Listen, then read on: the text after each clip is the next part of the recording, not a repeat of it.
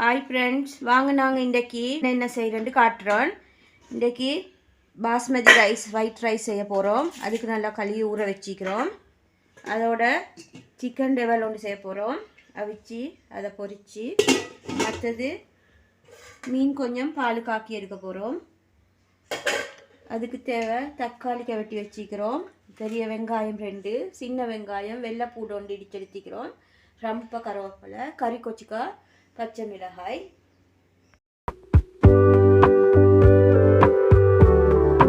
ஒரு சட்டி மண் சட்டி எடுத்துக்கிறோம். அது கோயில் 3 கரண்டி சேர்த்துக்கோங்க.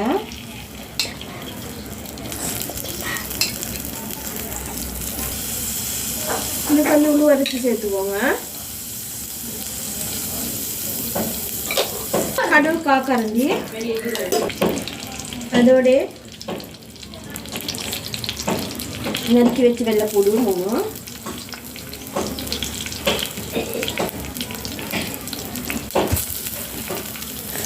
சின்ன வெங்காயம்,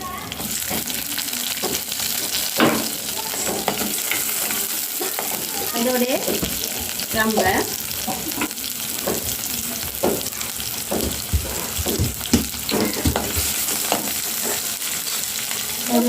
கருவேப்பிலை,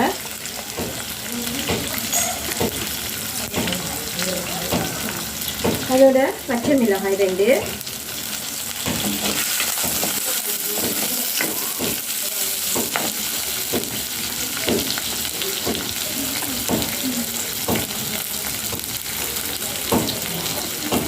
ஒரு கைப்பிடி அளவு தக்காளி.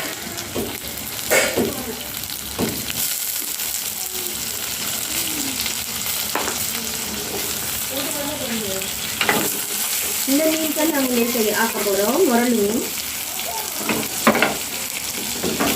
இப்போ நாங்கள் இதுக்கு நல்லா வதங்கிக்கிற வெங்காயம் எல்லாம்.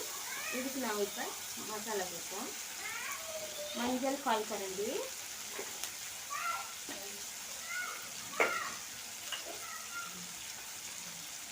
மல்லித்தூள் 2 கரண்டி சேர்க்குறேன். இதால் 4 கரண்டி இருந்தால் 2 கரண்டி சேர்த்துக்கிறேன். அதோட சில்லி பவுடர் 2 கரண்டி.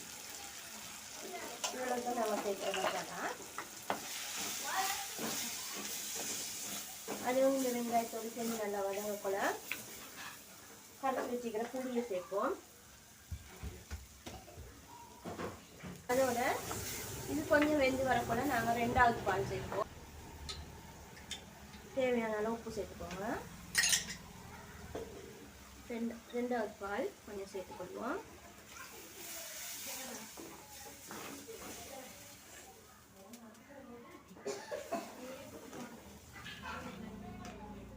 கொஞ்சம் 5 நிமிஷம் கொதிக்கிறதுக்கு வச்சுட்டு அதே கூட நாங்கள் இந்த மீனை போடுவோம். இப்போ நாங்கள் இதுக்கு எங்களோட மீனை சேர்த்துக்கொள்வோம்.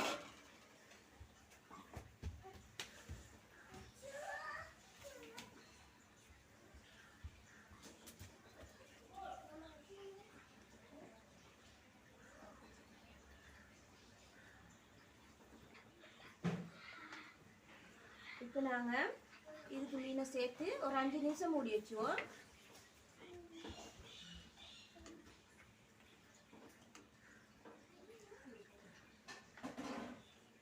இதில் இந்த ஸ்டேஜில் உப்பெல்லாம் பார்த்துக்கோங்க. இப்போ எங்களோட மீன் கறி நல்லா வெந்துட்டு, இந்த மீன் வந்து மிச்சம் வேகக்கூடாது. நாங்கள் இதுக்கு கொஞ்சம் கட்டிப்பால் சேர்ப்போம். அதோட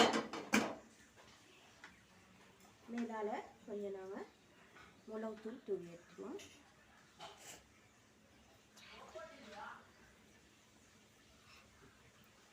இப்போ இது ஒரு கொதியில் நீங்கள் மீன் கறியை இறக்கிடணும். இப்போ நாங்கள் சிக்கன் அவிச்ச போகிறோம். அதுக்கு தேவையான மசாலா சொல்கிறேன். மஞ்சள் வந்து 1/4 கரண்டி, சில்லி பவுடர் 2 கரண்டி, மல்லித்தூள்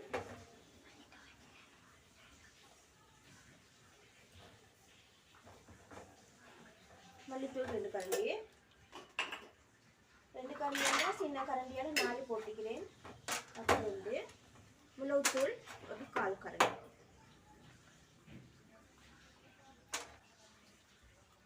அதோட தேவையான அளவு உப்பு போட்டு நல்லா பெரட்டி லெமன் ஜூஸ் கொஞ்சம் சேர்த்துக்கோங்க. லெமன் ஜூஸும் சேர்த்து நல்லா நாங்கள் மூடி வச்சுவோம் வேவுறதுக்கு. ஒரு 2-3 கரண்டியெல்லாம் சேர்த்துக்கோங்க.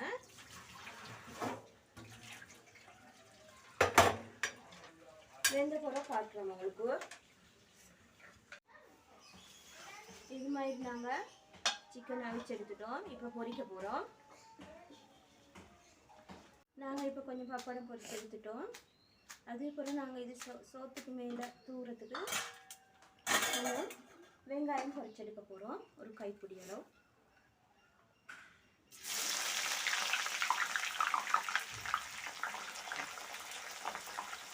இந்த மாதிரி நாங்கள் சோத்துக்கு மேலே போடுறதுக்கு பொன்னிறமாக இந்த வெங்காயத்தை பொரிச்சிட்டு இப்போ நாங்கள் அடுத்தது சிக்கனை பொரிச்செடுப்போம். இதை வேறு எடுத்து வச்சுக்கோங்க. பொன்னிறமாக பொரிச்ச பிறகு காட்டுறேன் உங்களுக்கு. இந்த பொன்னிறமாக இப்படி எல்லா சிக்கனையும் நீங்கள் பொரிச்சு எடுத்துக்கோங்க. கறியை செய்ய போல காட்டுறோம். இப்போ இறக்குங்க இந்த பதத்தில்.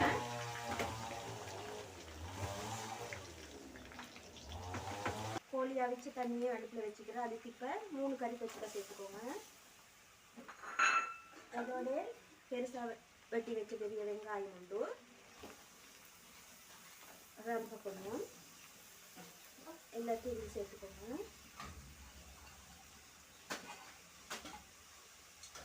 அதோட நாங்கள் வெட்டி வச்சுக்கிறோம் தக்காளி தப்படம் வந்து பெரிய அதே இதில் சேர்த்துக்கோங்க.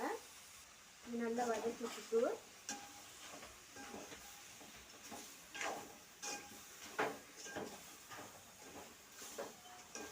இது கொஞ்சம் ஒரு 5 நிமிஷம் வேகட்டும்.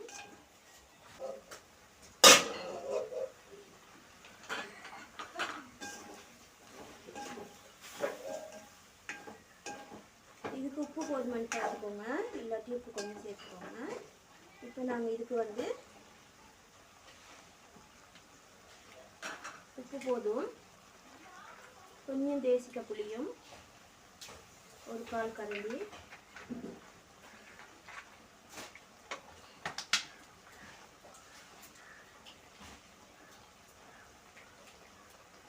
அதோட ஒரு கரண்டி சோயா சாஸும்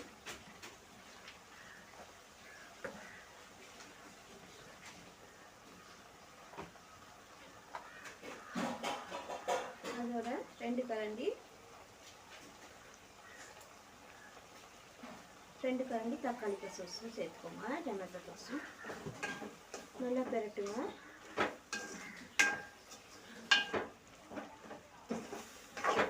இதுக்கு இப்போ நாங்கள் பட்டர் தூள் கொஞ்சம் சேர்த்துக்கொள்வோம். நாங்கள் மிச்சம் சேர்க்கல கறி கொச்சிக்காய் போட்டிக்கிறதுனால ஒரு கரண்டி போல் சேர்த்துக்கிறோம் பட்டர் பவுடர். உங்களுக்கு எவ்வளோ உரப்பு தேவையோ அது மாதிரி இதை நல்லா கலக்கி விட்டு இந்த சிக்கனை போட்டு கலக்கி வைப்போம்.